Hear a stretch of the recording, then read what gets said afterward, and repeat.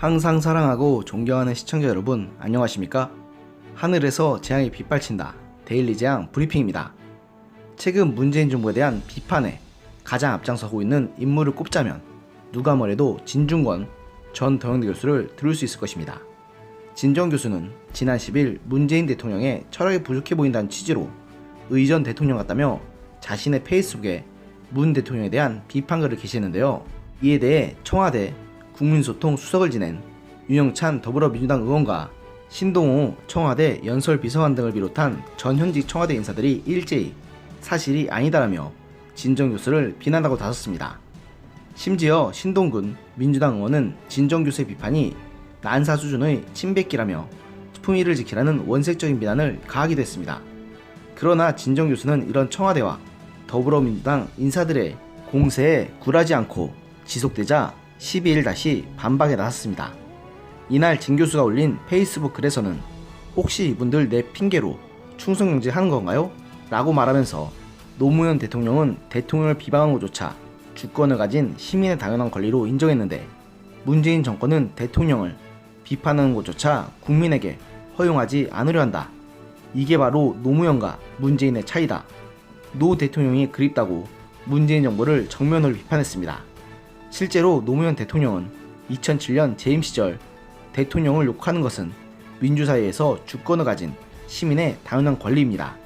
대통령을 욕함으로써 주권자의 스트레스가 해소된다면 저는 기쁜 마음으로 들을 수 있습니다라고 말한 바 있습니다.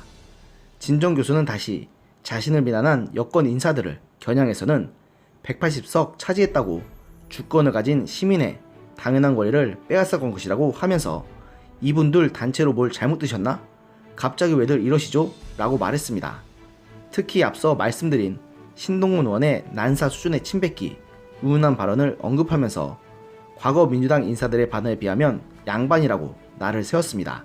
그런 다음 진정 교수는 신 의원이 충고한 품격과 예의, 그 모범을 민주당 의원들이 몸소 보여줬다.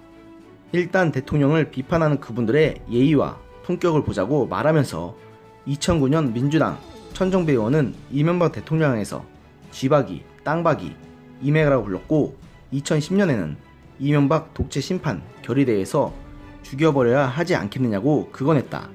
2013년 민주당 원내대표인 홍익표 의원은 박정희 전 대통령을 망국주의 귀태, 박근혜 전 대통령을 기태 후예라고 불렀고 2015년 이종걸 의원은 박근혜 전 대통령을 근현이라고 불렀다고 말하면서 과거 이명박 박근혜 정부 시절 민주당 의원들의 막말을 소개하며 역으로 공격했습니다.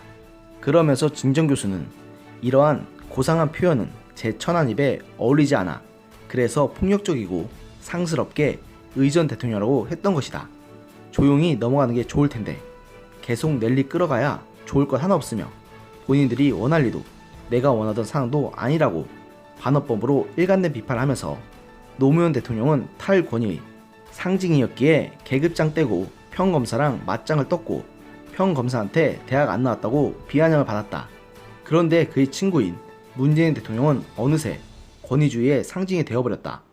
이제는 대통령에게 철학이 없다. 의전 대통령처럼 느껴진다 정도의 비판도 허용이 안 된다.